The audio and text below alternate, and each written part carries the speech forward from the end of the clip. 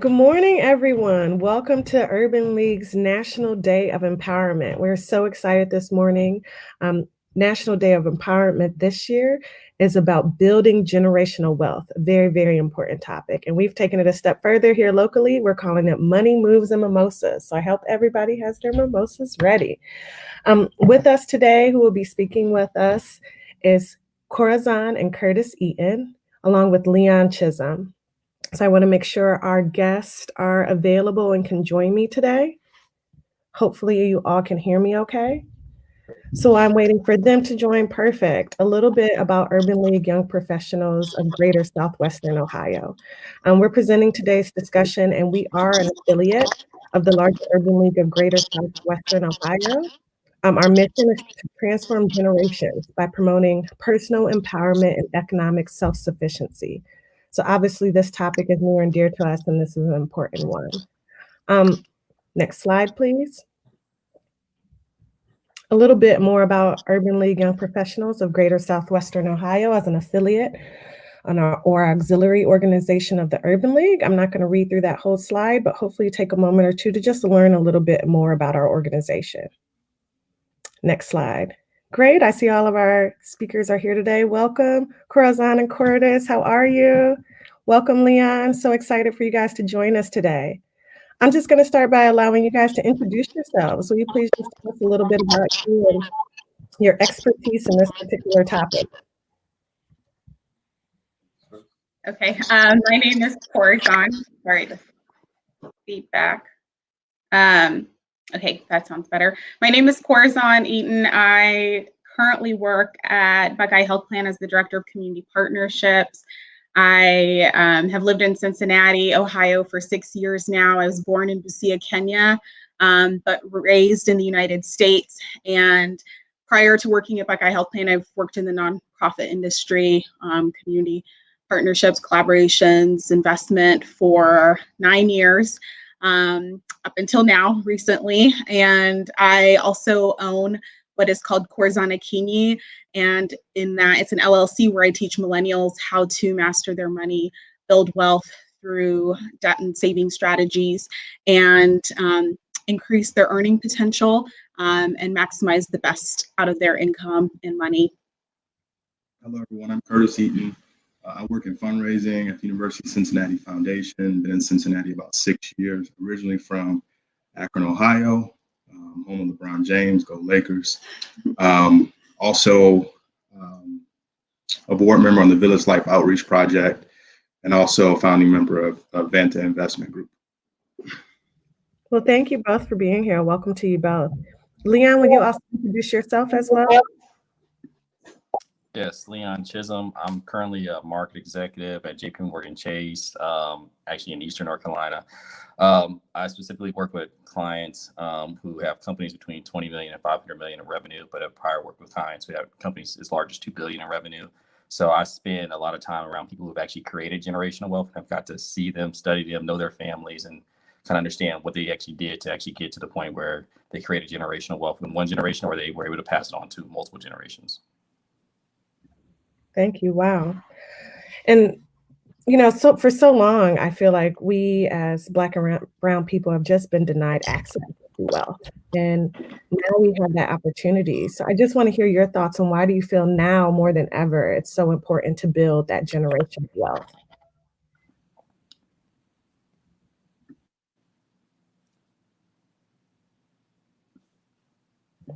Corazon, you're muted. We can't hear you. There you go. Okay. I don't even know that it's now is better than in the past. I feel like it's always a good time to build generational wealth. It's always a good time to be thinking about it. But I will say that it's becoming more evident, the importance of building it now. It's becoming more evident on social media as well. And so I think that it's always a good time to work toward wealth or certain work towards wealth. Very true. Yeah, I think that, and I'll speak, just touch on it briefly. I think, our quest for social justice has allowed many of us to think more about economic justice, right? And I think those two things come hand in hand. So I think that's why it's it's really more important. And then many of us are obviously, we're more educated, we're more informed. And so now is really the time to act. Leon? My mic. Yeah, I would say that it's not now. I think historically I've always thought about generational wealth and building wealth.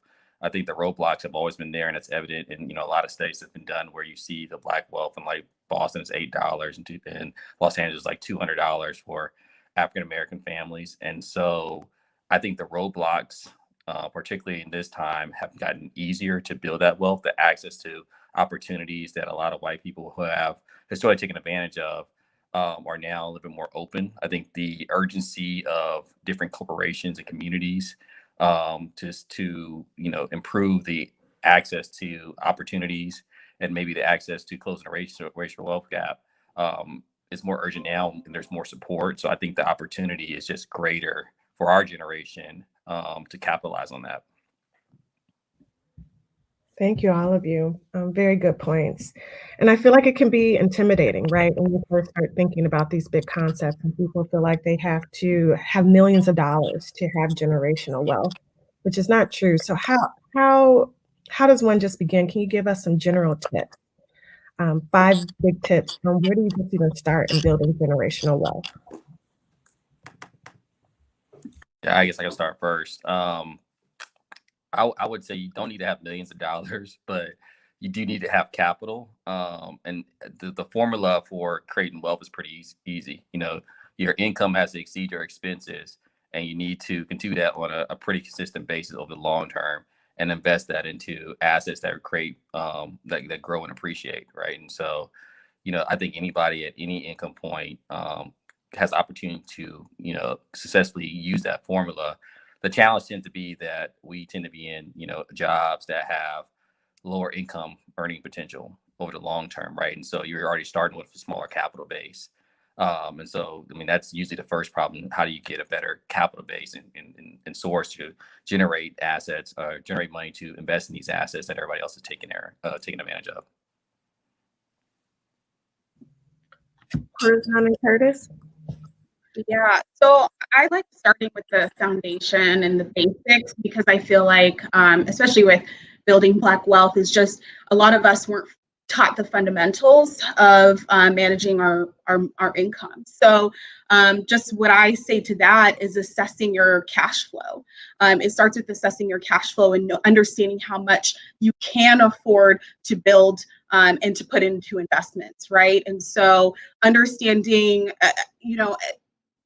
taking advantage of having a budget, knowing what your income is and knowing what your essential expenses are, right? Evaluating the difference between those two things. And then that is your cash flow, right? Outside of your basic fundamental needs of housing, food, utilities, all of those things, once you calculate those things and you look at the difference between that and your income, that's your cash flow. But unfortunately, what a lot of people do is they spend their cash flow. And so you got to get to a point where you are taking advantage of what it is that you already have. And so a lot of people don't do that. I work with clients, and a lot of my clients don't do that. And so I just always make sure that they understand that, because that's their vehicle, right?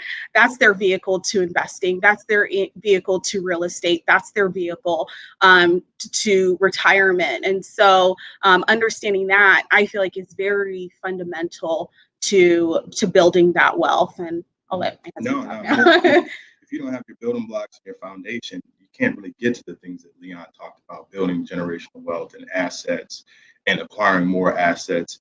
When on a day-to-day, you can't really figure out, how do I manage life? How do I manage my income? How do I have money for when something comes up that I'm covered and I'm protected? And so I think even before, like Corzine mentioned, before we get to wealth and assets building, it's on a fundamental level, how do we manage this cash flow? And as Leon mentioned earlier too, a lot, there's a lot of opportunity, right? There's a lot of opportunities for us to be in business. There's a lot of opportunities for us. A lot of people are first generational graduates, right? And so with that, and a lot of this is the first time people are acquiring a certain level of wealth too. And so knowing what to do with that, right? Knowing what to do with that increase or that that income is very vital and important to leveraging it. Yeah.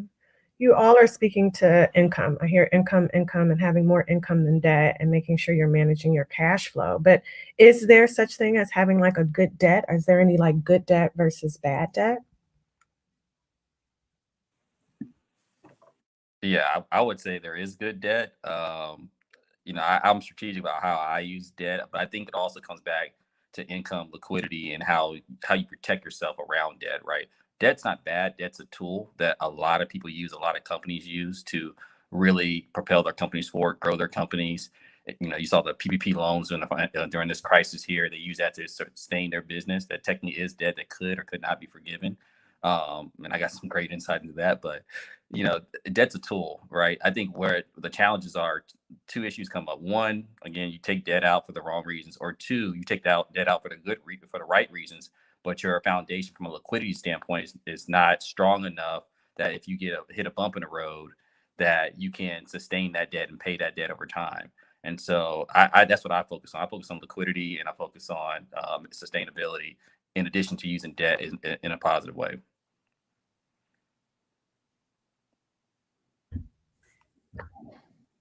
I think, to that point, that can be good, and if you use it as a tool, like a lot of people don't know this. Everybody, pays attention to Dave Ramsey, but he built his business off of bankruptcy, right? And so, sometimes your debt, our education is a tool, obviously, so we can earn income later. And some of us go overboard with student loan debt, and we get fancy apartments with our student loans, et cetera. So, but I've been guilty. Yeah, I mean, I think we all get guilty. We all get guilty of it, right? Nobody wants to admit that. Nobody wants to admit that. But to your point, Richard, I think as long as we're using this debt as a tool, then that's what makes it good, right? If you're using to acquire real estate or a private business or your student loans, it's all an investment in you as long as you're managing it. As long as you're not getting out of control with that debt. And I want to go back to something Corazon mentioned earlier about like managing your cash flow and your income and, deciding what's necessary and not necessary. And I feel like we sometimes, as just Americans, are so trained to be consumers. How do you kind of help people get better in their budgeting and spending only as necessary?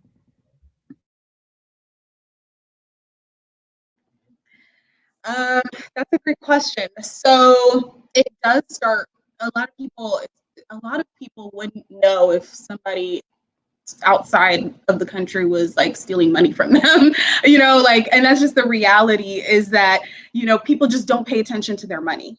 And so that's where, when I work with people, like that's kind of the first step is organizing your finances, like understanding what debt you actually have. What is your interest rate on each debt? What's your minimum payment on each debt?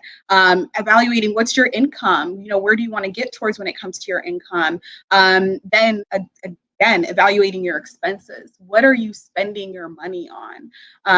And that's where you can get to the root of a lot of issues, or really work on how to leverage that, how to reduce certain expenses so that you can leverage investment vehicles, right? Maybe instead of eating out 5 days a week, I'm going to save a little bit more so that I can put more towards investing. A lot of people, all those Target runs seem really small. All those Amazon purchases seem to not be a big deal. But when you really look at it, and I'm just saying, looking at like, when I evaluate and look a lot of my clients' budgets, a lot of money is being spent on things that they don't know where their money is going. And so it sneaks up on you. And so when you never evaluate, when you never look at your money, when you never assess where you're at, it's really hard to move forward. So that's where I really start when it comes to evaluating your expenses and understanding your cash flow. Thank you for that. I'm gonna have to sip on that because I think I'm one of those people. I'm one of those people who it feels small, right? And it feels like I'm just going to Target. I mean, how much harm can it really be? And you look back on, 50 Target trips and you're like, wow, it's a considerable amount of money. So I appreciate you sharing that. And I think just a lot of us have gotten into that cycle. So I'm gonna ask a question that we had a few people submit questions earlier on kind of their number one concerns. And I'm sure you hear this all the time is how do I increase my credit score? That's something everyone wants always asks.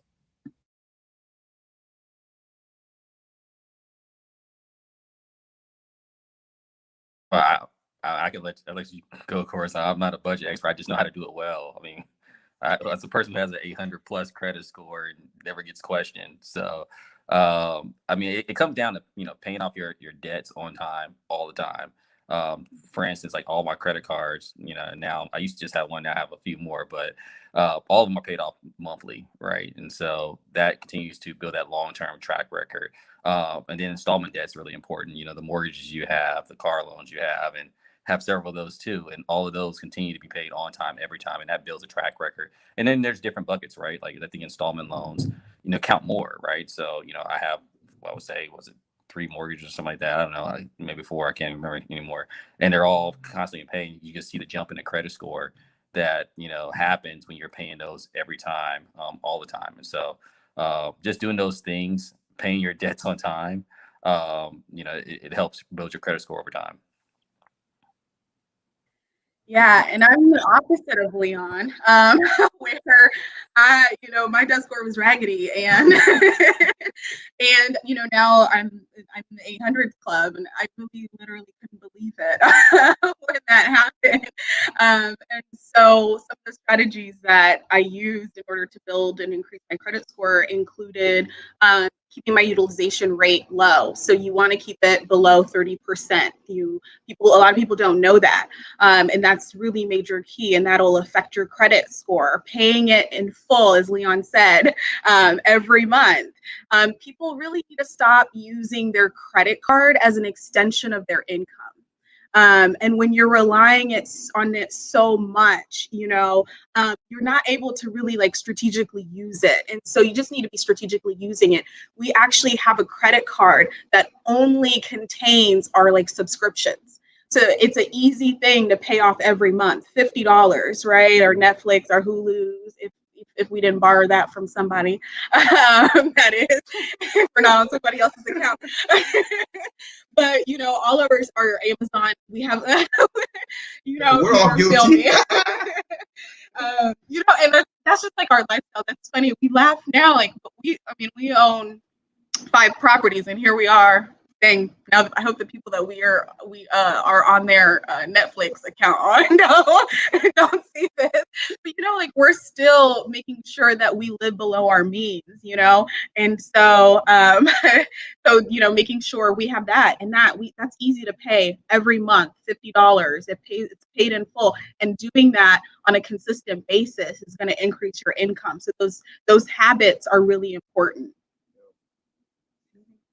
Yeah, I think that goes back to kind of your foundation too, because we can talk about, paying off your card every month, but if you don't have the cash to do so, then that's a problem. So that gets back into the emergency savings account or the savings fund, right? Where you have a safety net that if you get a hit of $1,000 or more, then you can actually pay that off, right? A lot of people don't have that, so they have to use their credit cards, and then they get into the cycle of trying to pay off their credit card debt because they had a real life expense that happened, whether it's a medical bill, your car breaks down or something like that. And so that's kind of where you got to go to first, is making sure you have that cash built up to take the hit.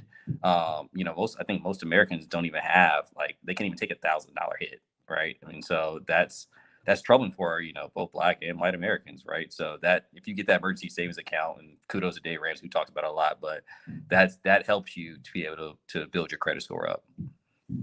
Yeah, 2 things I also want to mention, 2 strategies too, is there's some, you want to make sure that whatever that you're paying on time and all the consistent payments that you make are accounted for. So if for example, your rent, they don't, what are the words I'm looking for? If they're not reporting your rent, for example, you can talk to your your company and ask them to do that. Hey, can you, this is something that I have to pay every month, can you make sure you report my payment? So that's a strategy. One thing that we also did when we got married, and obviously it has to be somebody that you trust and that isn't going to ruin your credit, is that, he had better credit than I did when we got married. He added me onto one of his accounts. And so I just sat there as a bystander, and just by doing that, my income increased, or my credit score increased. So I just wanted to add those two quick tips, because there's some of the things that people don't talk about and don't know to do and try to leverage. I think we live in a we can afford it, I deserve it society, especially our people often. And when you operate like that, that's when you start to get in trouble. And so you're thinking that the credit card that I'm using, I can afford this, I'll get that money back. And it gets easy to get in that habit, and your utilization's up, your debt's up. Then you're trying to figure out how do I pay for this interest that's 22%, and it can get ugly and out of control really quick. So discipline is really the key. Discipline and like they mentioned, just paying stuff on time and paying it off. You all brought up some excellent points, and we do kind of all feel like, well, I'm going to treat myself, or I deserve this, and we really have to change our mindset to start building that wealth. And Corazon, you mentioned some things I never even heard of. I didn't know you could ask your company you're renting from for your home or your apartment to start reporting that. And you don't think about how you can build with your partner for a marriage. So thank you for bringing that up. I think steering a little bit away from credit, although I'm sure we can go on and on and on. You both mentioned being homeowners. I think, Leon, you said multiple mortgages. You have multiple properties. Corazon, Curtis, can you talk about just how to prepare for being a first-time home buyer or homeowner?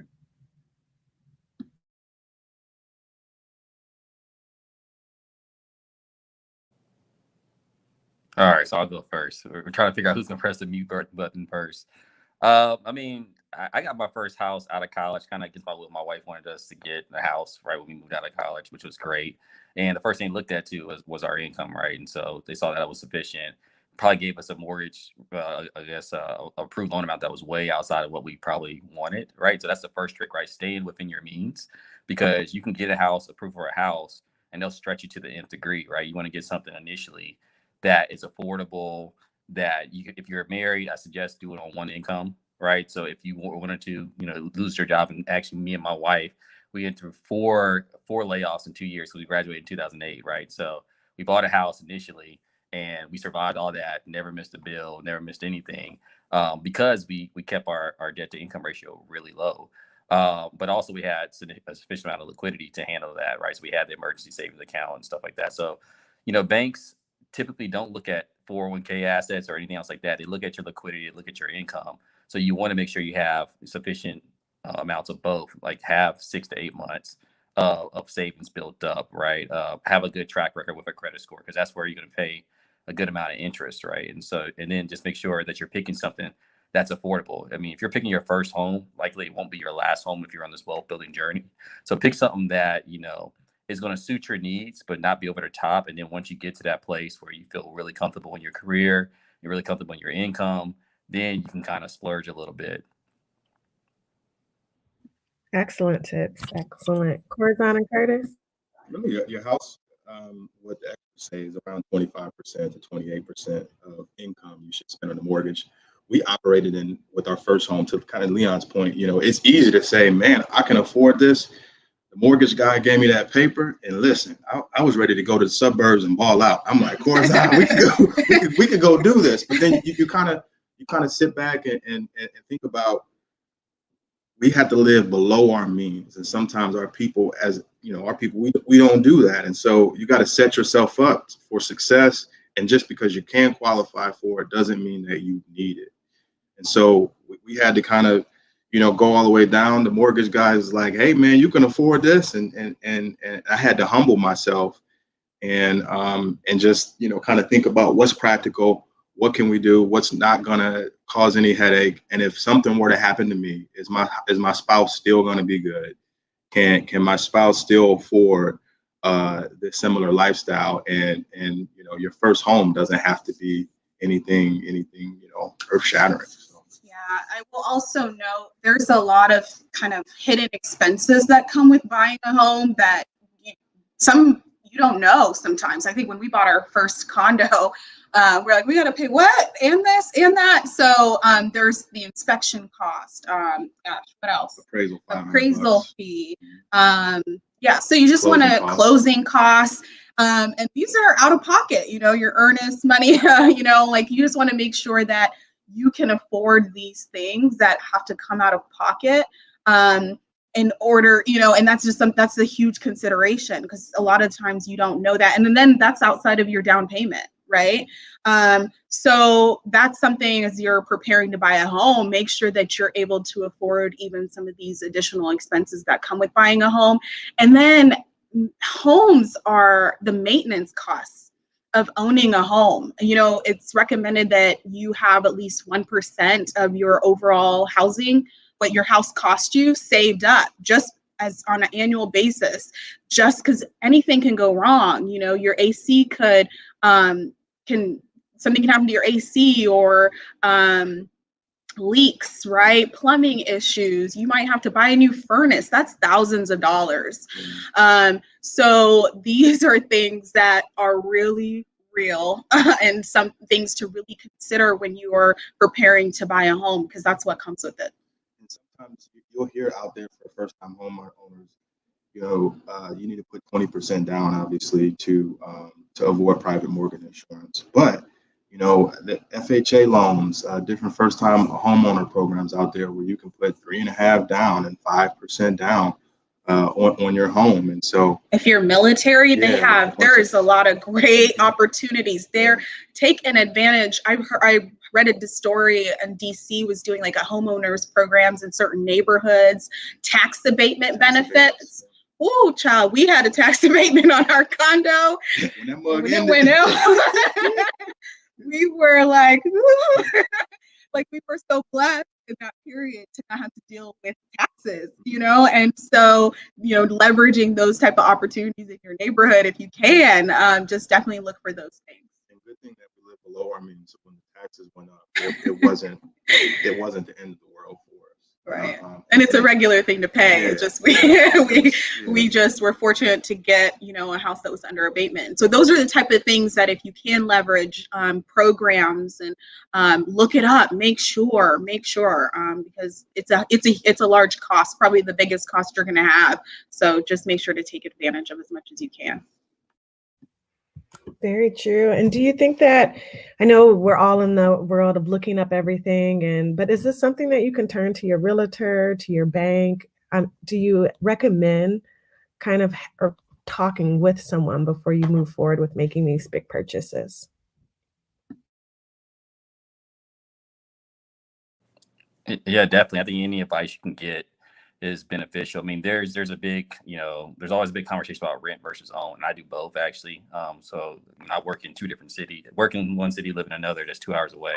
And so I rent in one spot and of course, own homes in other.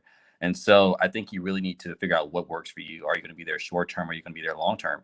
Do you want to deal with the maintenance costs, right? Because, as Corzon was talking about, maintenance is a real thing, right? And one of the reasons why I rent in one spot is because I don't want to deal with the maintenance costs of the air conditioning going out. And the air conditioning went out the first year I was there.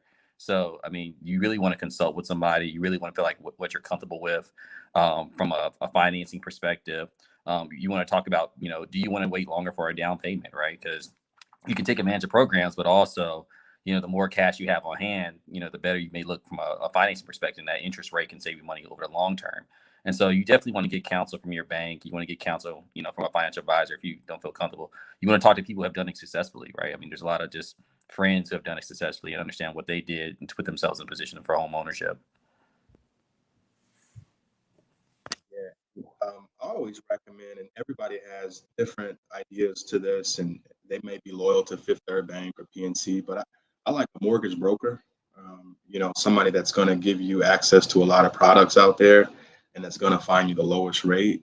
And they can also help counsel you on just the affordability and the different programs and what's practical. I think they have more of a holistic approach because they don't have a loyalty to a certain bank or allegiance to a certain bank. They're just working for you, the client. And obviously, you can consult with the realtor, find a realtor that you trust, and also find one that's just not focused on commission and just focusing on selling you anything, but someone that's going to treat you as if you were a family member in that respect, that's going to take care of you, that's going to be honest, and that's somebody that's going to, work on your behalf and wanting to make sure that you're happy. And yeah, again, not focusing just on that sale. Yeah, there definitely has to be trust built in there because at the end of the day, they're trying to earn a living too. So, understanding that is first and foremost for them, and making sure you express, hey, these are my needs. This is what I'm looking for. And being very communicative about that is really important when you are looking for a home. But yeah, you can leverage their expertise. You just want to make sure you have that in mind that at the end of the day, this is how they eat and live. This is their income. So yeah, but I agree with Curtis's statement. We have generally used brokers when it comes to our properties. Another thing that we talked about stuff breaking, et cetera. You oftentimes can negotiate a home warranty company when you're buying a home with the realtor and the selling agent, or you can do it on our own. We have a warranty company with all of our properties. The duplex we own, I think the American Home Shield insurance was $700 a year, right? Maybe $750. Something went wrong in one of the AC units, and it was a $60 service charge, maybe $75 for the guy to come out. And he fixed the issue, and he's like, "Yeah, this would have been almost $2,000, right?" And so it was worth it to me to pay, and for us to pay that extra $700. Just you never know. A year annually, just sometimes for peace of mind, and so we wouldn't even have to tap into that emergency fund, knowing that we invested $700 to protect our furnace, our AC, et cetera. Yeah, we definitely believe in protecting our assets and our lifestyle. Mm-hmm. So that's just one of the ways we do it. And we don't do that on our personal home. We have our emergency fund, but we do that on our investment properties. You know how tenants are gonna be hard on your stuff. So you gotta, they're like, it ain't mine. So you gotta protect yourself. You all are dropping. I'm just going to keep asking questions because you're sharing so much great knowledge and people are really appreciating it. I'm seeing great questions out there. And I see another question, student loan advice. I know recently we see many conversation about loan forgiveness, but what should we do to tackle student loan debt?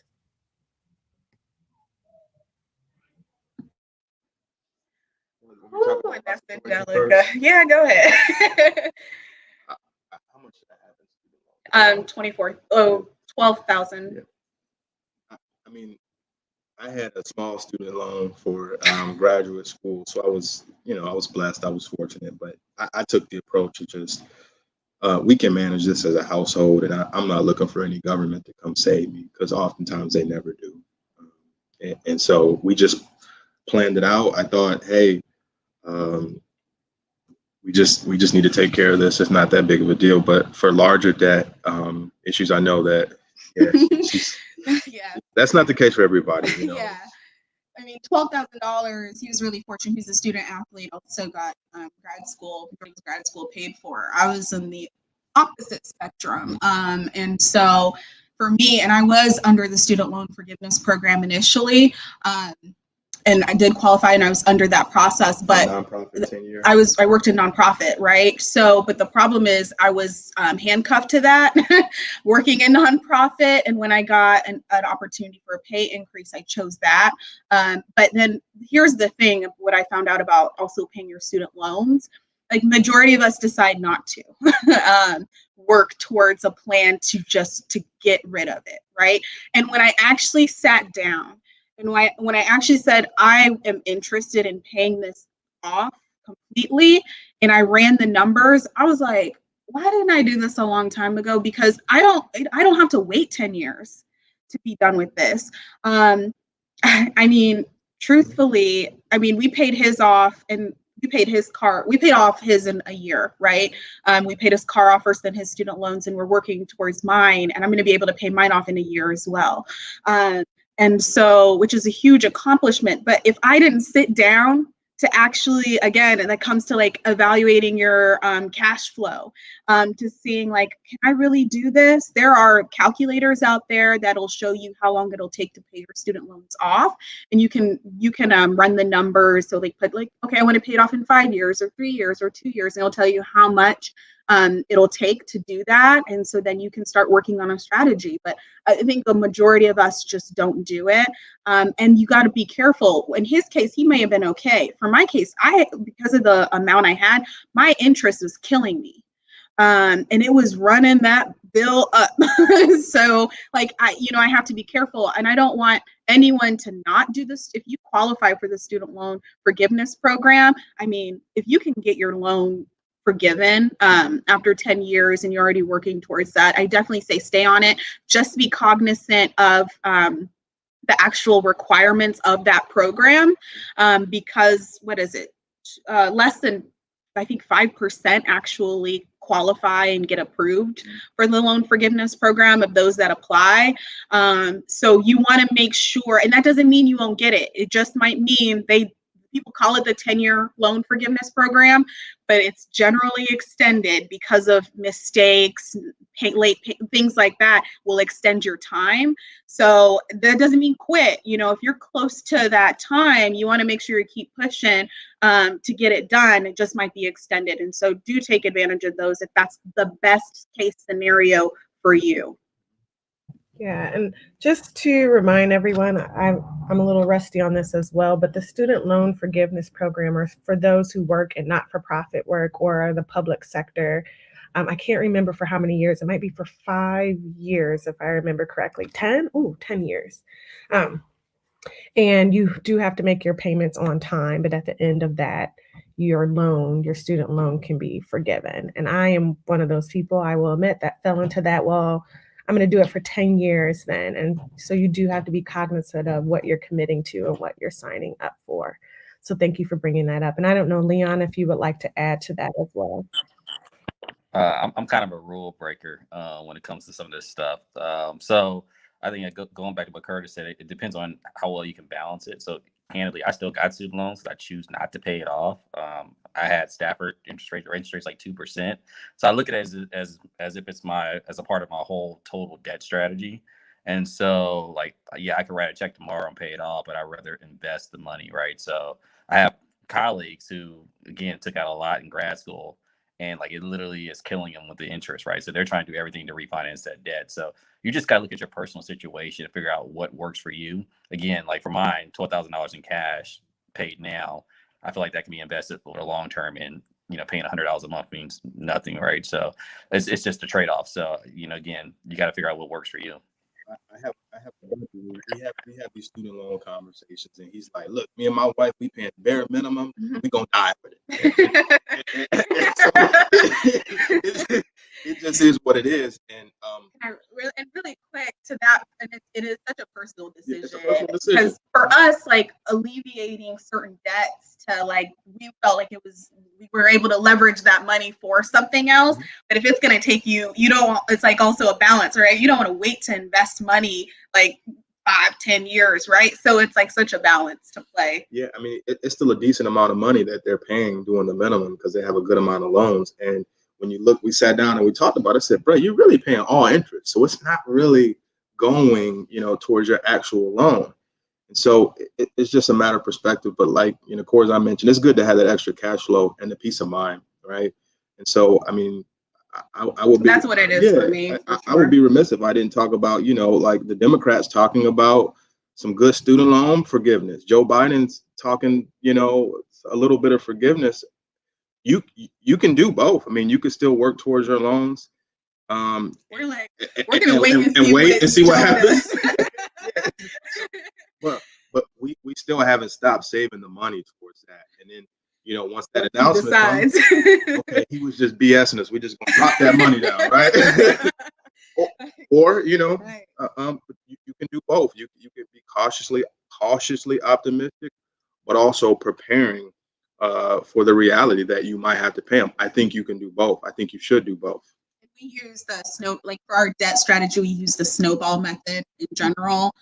We paid his car off, then paid his student loans off. Now last is ours. And just by like that, like his car payment a month was what, 200, 300. $300. Yeah. Student loans was 300. So like that, by getting rid of those in 2 years, that's a $600 difference, right? That we had cash flow to then either invest or do whatever. But again, it's a personal preference of what you're okay with. Some, you know, so we also do all those things simultaneously. We don't like wait to invest and wait to like pay down debt. We do it all together. You can do it all, and you got it. You know, and you work with millionaires. You got to have cash flow to pass down generational wealth. You got to have that. Yeah, so I kind of a little bit going to switch subjects from the student loan debt conversation because you both mentioned it, or all three of you mentioned it, I should say. You talk about investing, and a lot of people just don't know where to start. Can you talk about getting started in investing and what you should do?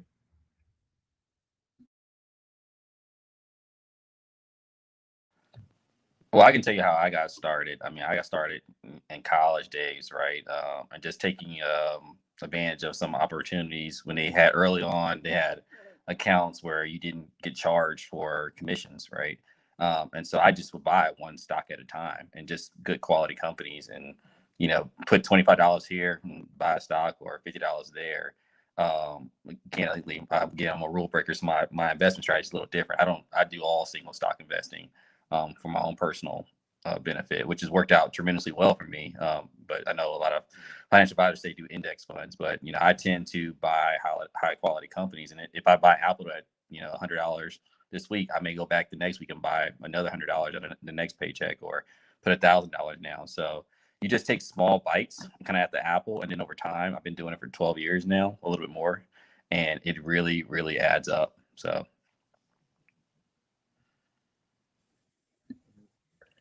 Yeah, I'll talk a little bit about the first. I think Natalie asked this question. The first opportunity you can take advantage of for those that aren't entrepreneurs that work regular 8 to 5s is your retirement, right? Your 401k, your 403b, or whatever it may be. You have an opportunity for most companies to get a match on that money. So take full advantage of whatever they offer you. You don't want to skip out on free money. Yeah, and one could say, well, I'd rather just have more money coming to me monthly. That's free money that you can take advantage of. So tap into it as much as you can, and that where you can still maintain your lifestyle. You want to mention something? The only thing I want to mention is the dollar depreciates. So what the dollar was worth like yesterday and back in the day, it's done this, right? And so, you know, you want to put your money in a vehicle that that isn't impacted by that inflation, right? And so that's the biggest thing, right? You want to use tools that you can leverage when it comes to your money, and that savings not going to do that. You know, you want to take care of your emergency fund, but outside of that, you want to be able to leverage investing vehicles, whether that's stocks, whether that's your 401k, and if you have a match, you must use that match to the best of your ability. The recommended amount is 15% to save, to invest 15% of your income. And so we do it with real estate. We've taken advantage of real estate as our vehicle, and ours is diversified. Like we diversify our wealth building vehicles. So we have real estate, we have stocks, we have our work retirements, and we have Roths. And so, yeah, we can talk about ways to open that or. Yeah. And Leon, you can attest to this, but your average millionaire has 3-4 ways or more to make money. So the key is diversification. We got stocks, a brokerage account with Fidelity, obviously some individual stocks, the Apple, the Tesla, et cetera, the Disney, some index funds, the Roth, 401ks through our employer, and also real estate. So I just think that You start with the easiest one is your work plan, which is your 401k, your 403b, or whatever, and then you use that extra cash flow to build out those other ones, those cash flow vehicles, because like Corzine mentioned, the dollar is dying, right? So get to your savings goal, and once you got to your savings goal, you don't need to throw money under a mattress, or put money into a savings account. You need your money to work for you. And anybody who's acquired wealth, they had their money work for them. You can't save your way to being a millionaire. You just, unless you make a ton of money, but Compound interest. Yep. You want to take advantage of compounded interest. So, I mean, if you can't do it on your own, you work with a CFP, Andrew Tudor. I know a good one in Cincinnati, certified financial planner, and was working on that diversification. So, Chantel, you mentioned, does life insurance play a role in generational wealth? You're not the moderator. I guess You know where I was going. Go for it, Curtis. Does life go with it? Rashida, it just popped up. So The question is, the question that came up on the screen: does life insurance play a role in generational wealth? Yes. Okay. Too many times we've seen on Facebook, our friends, our colleagues, our people from back home, somebody got killed, somebody passed away, and we need to pay for the funeral. And so, so then that burden becomes other people's burdens. And so if you don't pass anything down, how is that next generation supposed to move on, to operate? And so we have insurance policies outside of our group life insurance through our employers.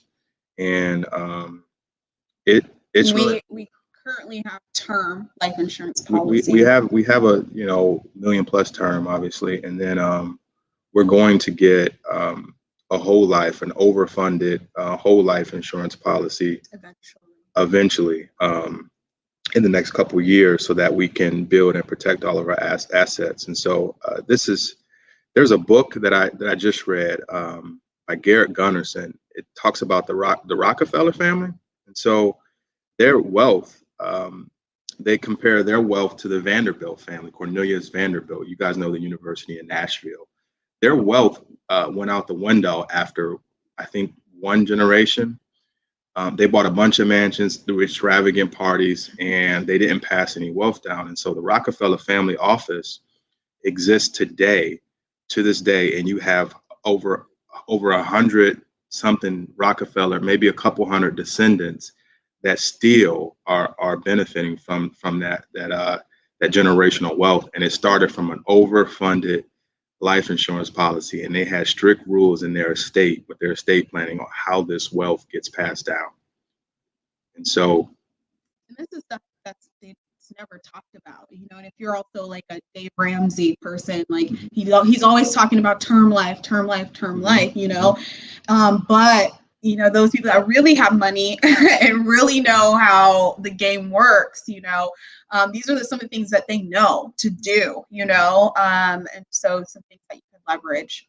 I work in fundraising, so we have donors all the time that they're using life insurance policies, obviously, to protect their assets and pass generational wealth down, but it benefits them from a tax perspective, right? Because it doesn't get touched by the IRS, but they're donating $100,000, $200,000 life insurance policies because they don't need it anymore. And so life insurance does play a role in generational wealth from a perspective standpoint.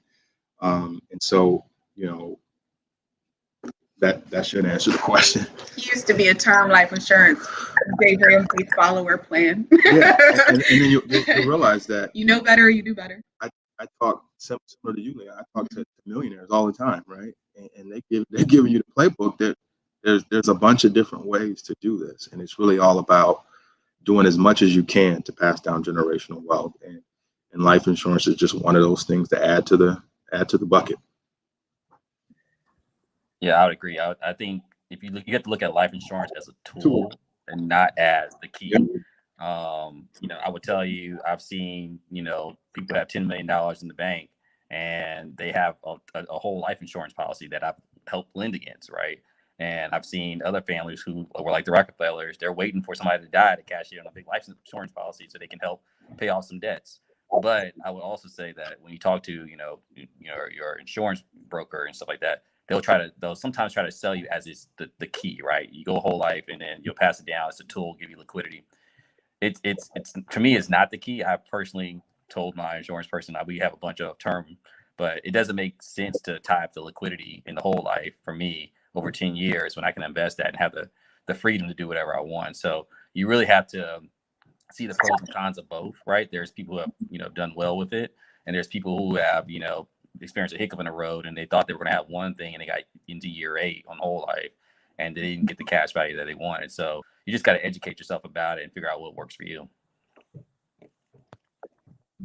You all bring really, really interesting perspectives. And I think that, we have another question in the chat before I ask my own. What should you do when you max out early? Roth IRA contributions for the year.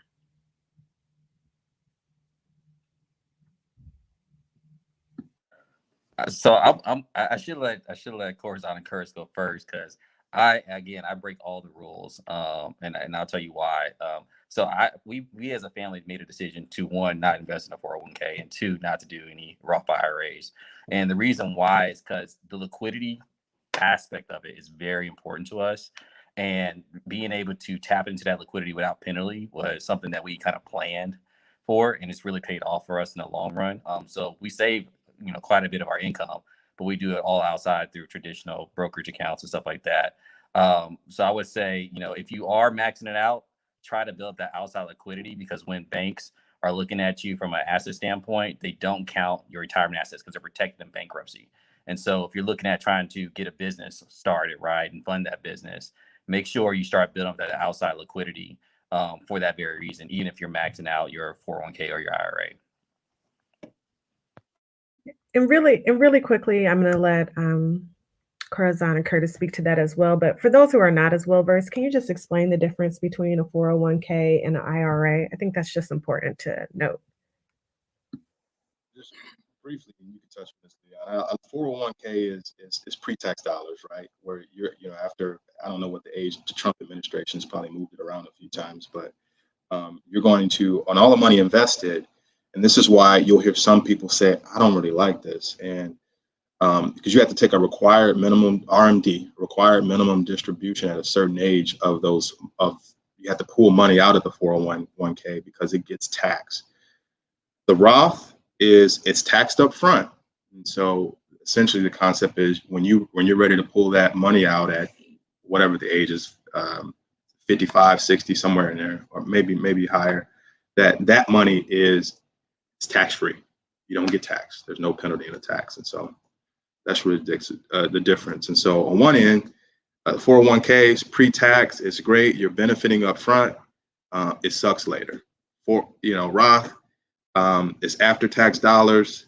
You're contributing, and later on, it sucks in the beginning, but it's great later. So, would you add anything to that, Leon? I would say we'll also understand the caps, right? Because there's income caps with Roths, I believe. So if you make over a certain amount, I think you can't contribute as much, from my understanding. So just be mindful of the caps that are in place when you if you execute on priority number 1, which is increasing your income, understand how it starts fitting your overall strategy as you start making more money. Corazon, do you want to add anything else on that? Nope. My strong suit, that is. And we do have another question. What are liquid investments outside of traditional Roths IRAs?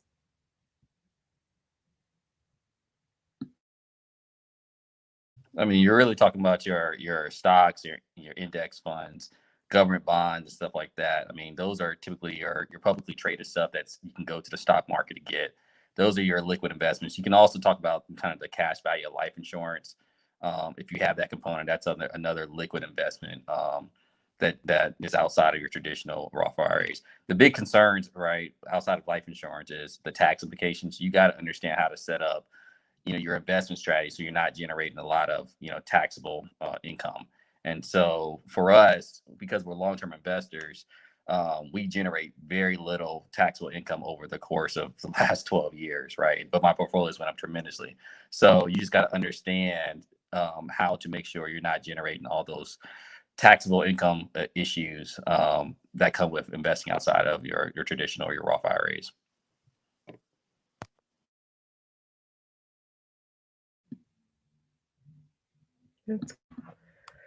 Thank you all. And I guess I didn't ask this question earlier from the chat, but we did have a question, or what are the best investment opportunities that you personally have taken advantage of? I'll say mine. Mine is obviously real estate. For me, I like to see my money. He probably might say stocks, but for me, it's twofold, right? For me, it's where our goal is also to, because real estate can be done differently, right? There's a lot of people that flip, and they are out for the money right now. I'm all about financial freedom. So for me and for us, it's also about replacing income, our work income, that our traditional income, and making sure that we have multiple, again, another stream of income as well. So that's my favorite. Yeah, I mean, I love real estate as well. It's an opportunity like she mentioned, replace income. We may get to a stage where, she looks at me, I look at her and says, hey, I'm tired of grinding this thing out, doing this job. And so how can we replace an income? How can we add another one? So in the case that situation arises, we're prepared. Also, like my brokerage account with Fidelity, I'm in the index funds, I'm in the stock market. Tesla's done me well. I like Apple, and obviously you got a lot of choices. I just invest in companies that I believe in that have really strong financials. I don't really try to focus as much as on the buzz of things, but solid investors and long-term investors, they'll focus on the strength of the company, and so I look at the 401k as just, it is what it is. We max it out. We do it just because we're taking advantage of that company match.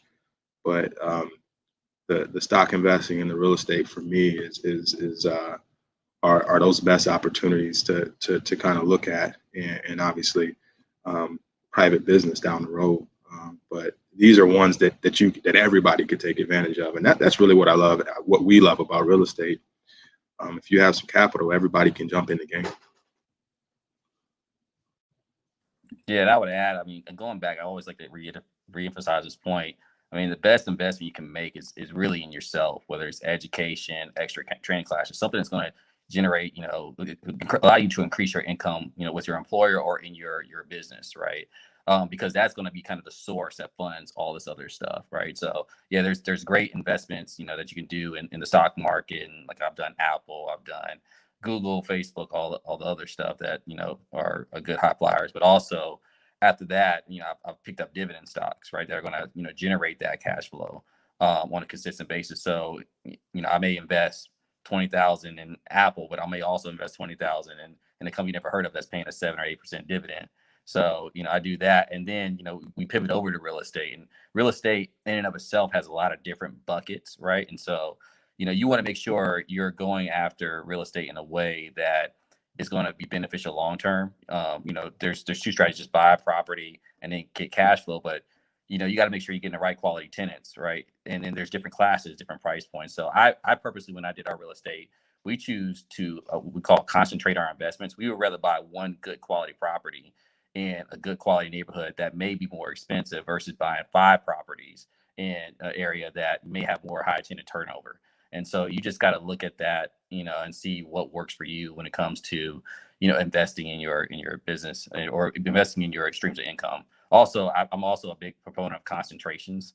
The reason why I don't do stock and index funds is because it's an average, right? So you're getting the best and you're getting the worst. So if you really do have a good quality company like an Apple or Tesla, I mean, over the long time, they tend to outperform the S&P. Not saying that's investment advice, but I'm just saying this is what I do. So. Wow, this has been extremely helpful. I know people have asked a lot of questions. I want to encourage everyone to submit your questions in the chat while you can. I see another one. How do you claim more income and pay less taxes? Wow, that's a big one.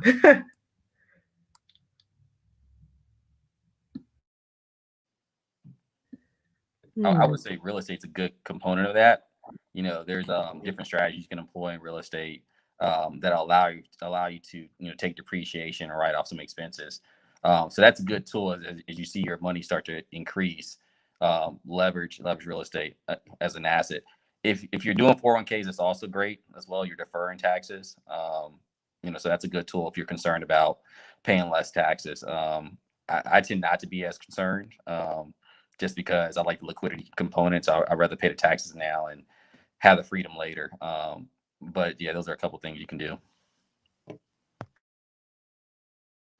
Tax accountant, CPA, obviously tax attorney. But if you look at people that are really wealthy, I mean, they really focus on, if you are an employee, you're going to pay, you pay the brunt of taxes. Middle class people pay the brunt of taxes.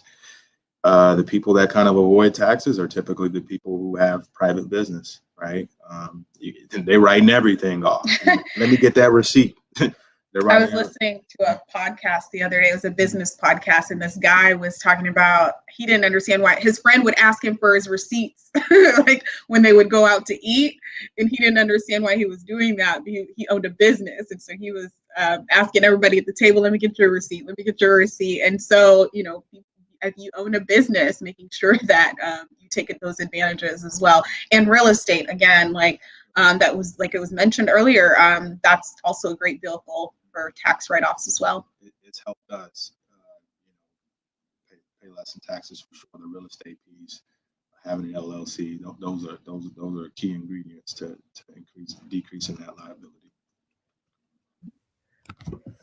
So this has been great. This has been a great hour. So good. I've been forgetting to sip my mimosa because I'm busy looking at the chat, writing down notes. I really appreciate each and every one of you for your time and giving the great advice and just your transparency to share how you have kind of navigated this whole generational wealth journey.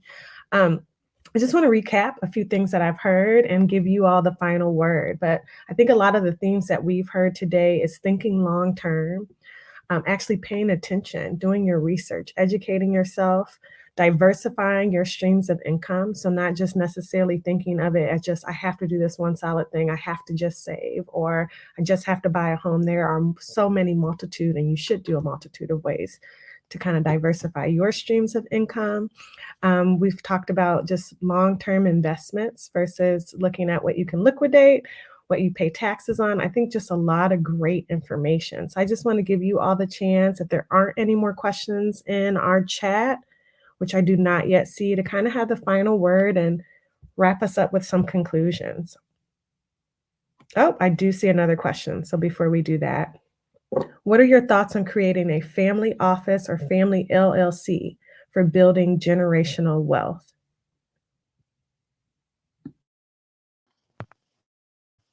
If you're doing family office, I mean, you got to be big time. I mean, we only see the families that are, I mean, multi millionaires, probably 10 million, 15 million liquid, talking about family offices, right? And so that I put that in perspective, right? Because you do have families that do create family offices, but these families tend to be second, third, fourth generation rich, or they are, they've sold a company for 150, $200 million or a portion of it. I mean, these are very well-heeled companies. So yeah, you can set up an LLC to do anything. You can set up a family office to, start small and stuff like that.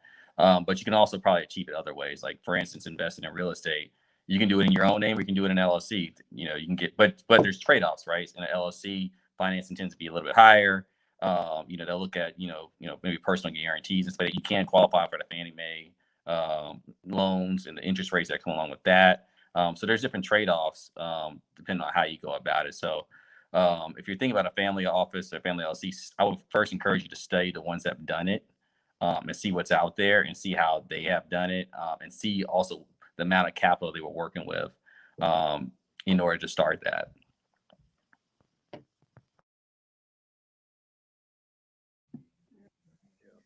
Yeah, I would agree. Family office, I mean, you're talking, Lender family, Barrett family here in Cincinnati, right? Big wealthy families. Anybody could do an LLC for their private business or obviously real estate.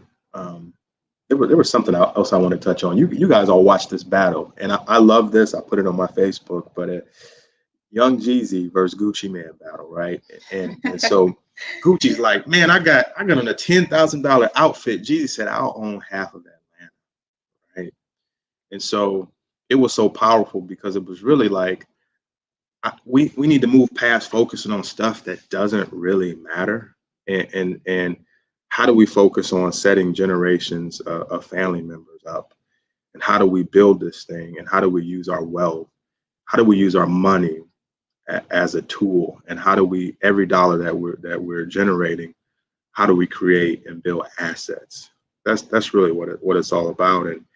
And you know the old saying, it's not about how much money you make, it's about how much money you keep. I have buddies that make more money than me, but they're broke. They don't have $1,000 if something happens, right? You know, and just that whole millionaire next door concept. And so it's really, you know, Corazon preaches this, it's controlling the cash flow and building. And just be mindful of lifestyle inflation. You know, you get that come up, and you know, what do we do with it? We spend that cash, and so that's just something to be like. And I can honestly say we probably, between the both of us, have gotten six promotions, and within the however many couple years, and our lifestyle has remained the same. I'm still driving that Kia, y'all. Me too. When I went to pick up my friend at the airport when we got married, she was like, "Girl, you still have this car." When I rolled up, I was like, "Get in the car." But you know, like I do, and it's not a matter of not having nice things. You just have to figure out what. Because I also don't want to be that person that pushes like, "Oh, eat ramen noodles." Nope. And we still go to Jeff Ruby every now and then.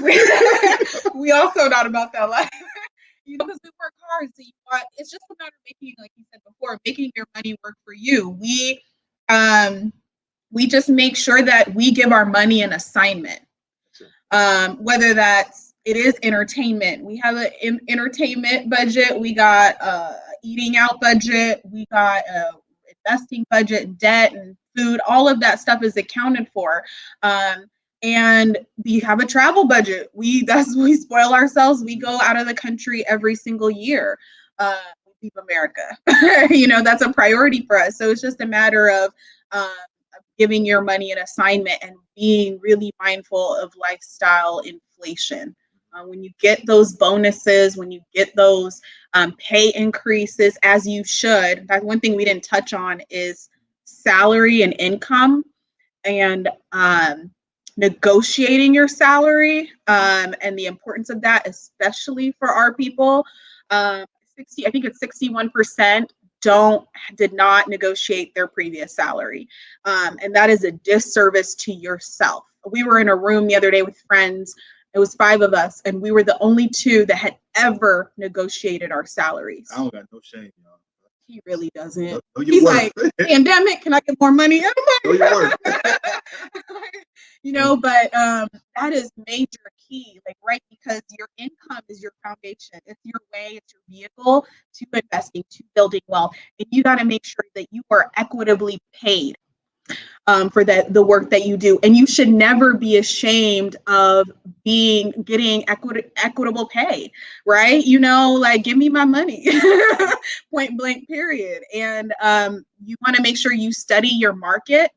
You want to make sure that you know what people are getting paid in your industry, inside your company and outside of it. And every time when you get approached for that job, you're able to counter and do so in a knowledgeable way and in an informed way, so you can say, per like an email, like an email form, per the industry, in this industry, and per what I've researched, the salary range for this job is this to this, and so I would like to receive at the top of that. And then, you know, then you can work down. You don't want to ever set yourself up. I almost literally set myself up. I didn't research. It was the beginning. It was when I was applying for a job, I had lowballed myself. by like thousands of dollars, you guys. And but you know, when you put an application in, you have to put, they ask you sometimes what your salary range. So I did that. And then I went and looked, and then they came back to me. Here's the thing, they will underpay you all day. Yeah, they don't want They were like, we saw that you want to make, and I said, about that. Actually, no. I went back and I researched and I looked at the market, and this is what I expect to get paid or when I get paid. And they were like, oh, and they did that. But if I hadn't have done my due diligence, I would have put myself in a terrible position. And that's it. And if you are in a job and you know you're undervalued or underpaid, you do have the right to, I've done this too, to demand equitable pay based off of the people around you and your work and the number of years, your experience. Write it in a letter. It's really important, you guys. We can't be playing with our income anymore. There's nothing to be, we don't need to be humble about that. That's the last place you want to be humble about. Your boss and your supervisor and your colleagues that don't look like you, they want their bag too, and they're going out and demanding it. And so, or they don't have to. Yeah, you know, we know that women are paid less than men. You know, we know that Black women and Black men are paid less than white men. You know, and white. So you have to be your own advocate first, because nobody's going to advocate for you. They're not going to volunteer anymore if you don't advocate for yourself. All right. Sorry, I went off on a tangent. Sorry. That was so needed. That was very powerful. Like all forget to do that. We forget to advocate. And we're so excited to get the job sometimes and so quick to say yes that we forget that salary negotiation process is key. And especially women are very, very unlikely to ever ask for a raise. I was reading something about that. They'll go years on a job and not once will ask for a raise. And that is a big, big mistake. So I'm so happy you brought that up. I don't know if Leon, if you want to add anything, and we also do have another question in the chat. Anything to add, Leon? Yeah, Well, I have a lot to add to that, because again, as we have this wealth conversation, that is the biggest conversation you need to have. And just provide some perspective on that. So I'll give you one perspective on that, is that my wife was applying for a job with a fast growing company, well qualified, and recruiter liked her. They came from, headhunter came and looked at her. And when she asked for what their salary requirement was, she was later told that we were thinking to not hire you for the job because we thought you were underqualified for based on what you asked. And but they were like, well, we saw what the recruiter was saying and everything, we hired you anyway. They almost doubled her salary.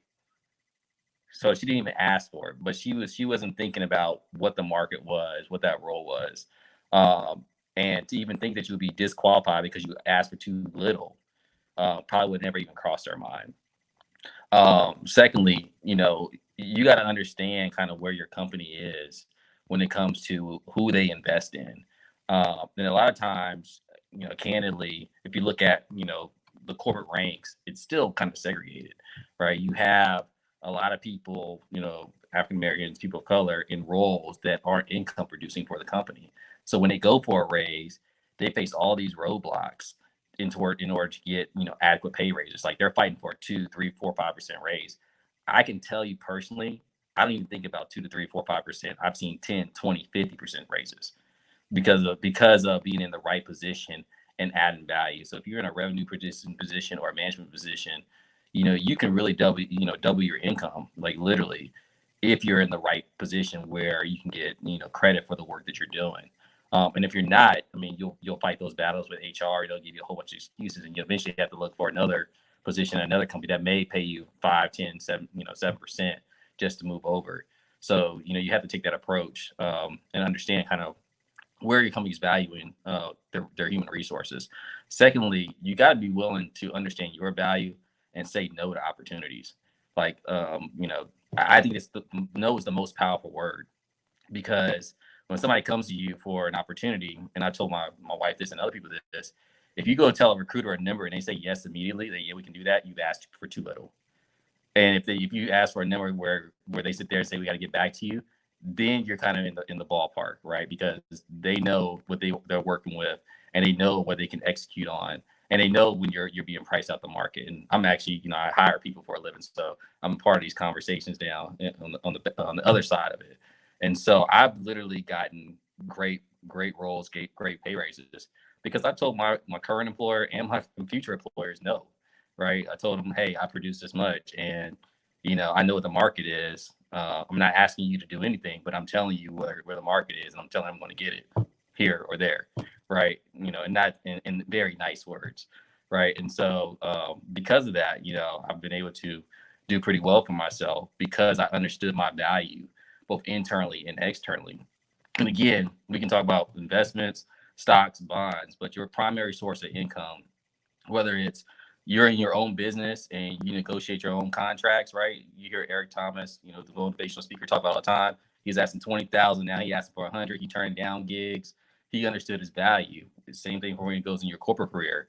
You got to know your value to increase your income, and you got to be willing to make the sacrifices or the moves to monetize that value. Because loyalty is great, but loyalty works both ways. And it's great when you can stick around with a company for 10 years, but if they're paying you below market and not really value you got to see what's out there because you owe it to your family, you owe it to the next generation, to make sure you're doing what you can within your lifetime to build that generational wealth. Completely. We could go on this Yeah. for a long time. And I love the Eric Thomas example. We do have entrepreneurs. My uncle was telling me when he started his construction company, he wasn't getting the same materials prices as his white counterparts, right? So to your point, knowing your value, knowing your worth, I want the same material costs, wholesale costs that my white counterparts are getting because I love my business and I want to save money too. You open up, you're providing goods and services. Let's say we talk about there's no I don't think there's any black gas stations. I read this in the city of Detroit, the biggest black city in the country, right? And so Arabs really own everything, all the gas stations. And so there's people that have been in talks to enter this space. They need that same oil and barrel price that those Arabs are getting, And so you got to understand your value and what you bring to the table, and it has to be equitable. It has to be fair, and we cannot settle. Yeah, and last thing I'll say is, within your job, take advantage of what they're offering you. I think that's underrated and understated. And don't take it, whether it's benefits, additional benefits, or your phone getting paid or discounts that your job will give you. Take advantage of those courses, classes. They're paying for it. Take advantage. They use you up. Use them back. I always you can't have shame in that. I will I will justify whatever. I've negotiated, hey, can you guys pay for my Spanish classes? Or, hey, I have the Zumba certification. I have a justification for everything. Can you pay for my Zumba certification? This is why I feel like this would add value. Even the Spanish class, my boss was straight looking at me now Corazon, but he said yes. And, you don't, closed mouths don't get fed. But I'm telling you, they use you up. Hotel, I travel, I take all my points. I don't play, you spend so much of your time at work, Many of the people that I know that look like me, they grind. We grind. Grinding. So whatever it is you offering, I'm taking to the max. So that's my last little point. We had a bankruptcy question. I didn't want to. Yeah. I'm still laughing about Zumba certification. Girl, I tried it. I did it. I'm telling you. And they were getting ready to pay for my ACE certification for personal training, but I left. Well, I think you all spoke to so well. You have to be your biggest advocate. So I appreciate that message. That was so important. And I do, kind of on a different spectrum, want to ask this question in the chat: is filing for bankruptcy a good or bad decision?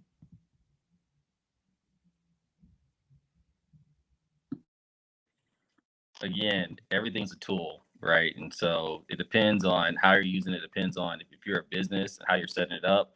You got large corporations that file for bankruptcy and are just fine on certain entities, and they're just trucking on because of the way the legal structure is set up.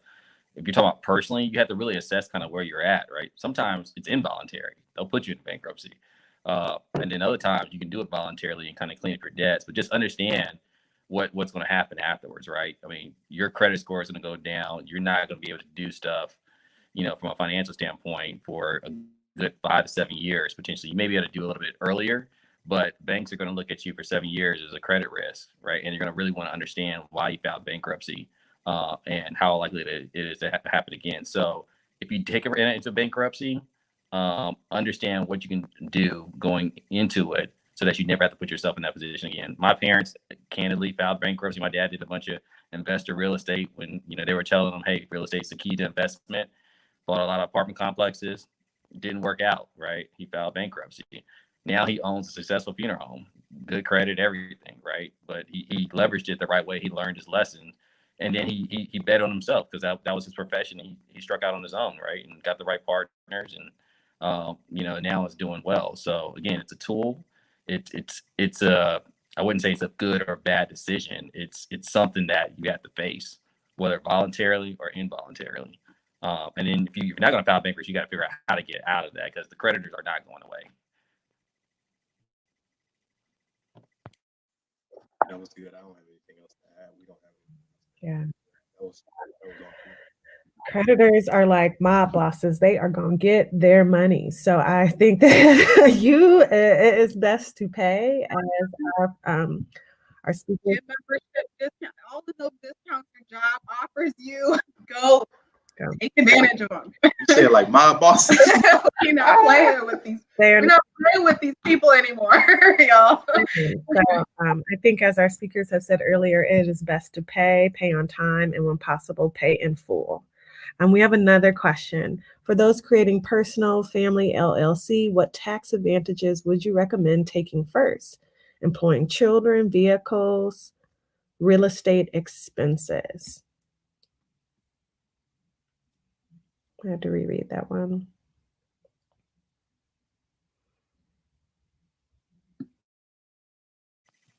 Yeah, I would say, again, a LLC is a tool, right? So it depends on what you're trying to use it for, right?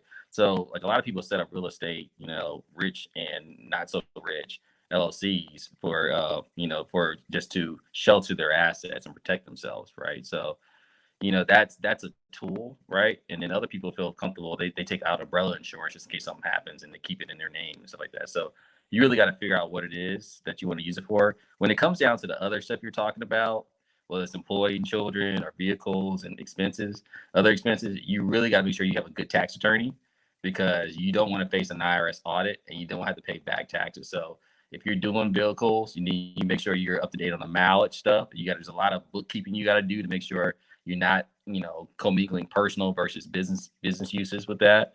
If you're taking tax deductions from an LLC standpoint, make sure all those tax deductions are legitimate because when IRS audits your books and records, they're going to go through it with a fine-tooth comb, and you want to make sure that it's all defendable so that you don't get hit with heavy penalties.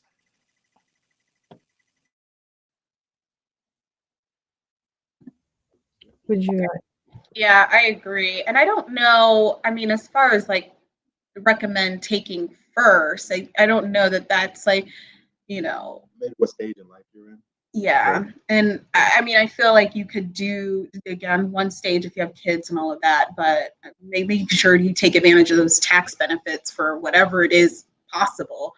You should be taking the full breadth of those advantages in general. So whether that's the vehicle, whether that's the office in your home, whether that, all of the expenses that come with running that business, just making sure that you take advantage of all of it. But yes, again, with the tax attorney, making sure that you're doing things properly. Thank you again. And I want to make sure I don't leave anyone out. Are there any more questions before we kind of do our conclusion? This has been fantastic, by the way. So helpful. I just appreciate each and every one of you for this. I think we're just putting up kind of a recap of some of the things that you've covered. We have Corazon and Curtis's 5 big tips, which I love the picture, by the way. Thanks. That was our honeymoon. We went to the went to Maldives. It's amazing. Thank you. So I'm just going to read them out loud. So increase your income, evaluate your cash flow, use proven systems that work, protect your lifestyle, invest your money. And Corazon and Curtis, I love that you both have spoken to financial freedom when you think about paying down your debts. So I want everyone to keep that in mind, working towards that financial freedom. Leanna showed some fantastic tips as well. So tip number 1, investing in yourself is the most important factor in generational wealth. Stay liquid. Wealth is built through concentration, not diversification. Passing down wealth is more than money. Choose your partners wisely. Excellent tips. Yeah, I want to add one thing that is not captured in this, but the passing down wealth is more than money. A lot of times we focus on the money, but we don't focus on kind of the cycle.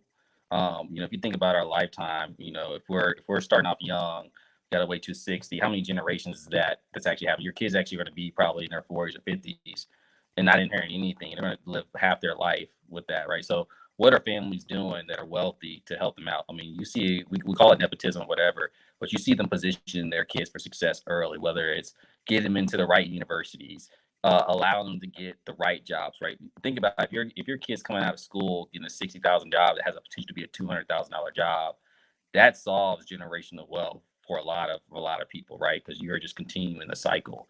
Also, when they marry, they tend to marry, not just for love, but also pedigree, right? You see families kind of consolidate their wealth, right? They marry for love, but also they got a good, strong balance sheet behind it.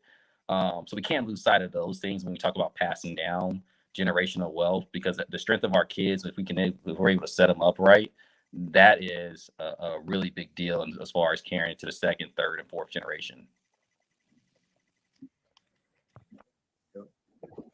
That's what I want, man.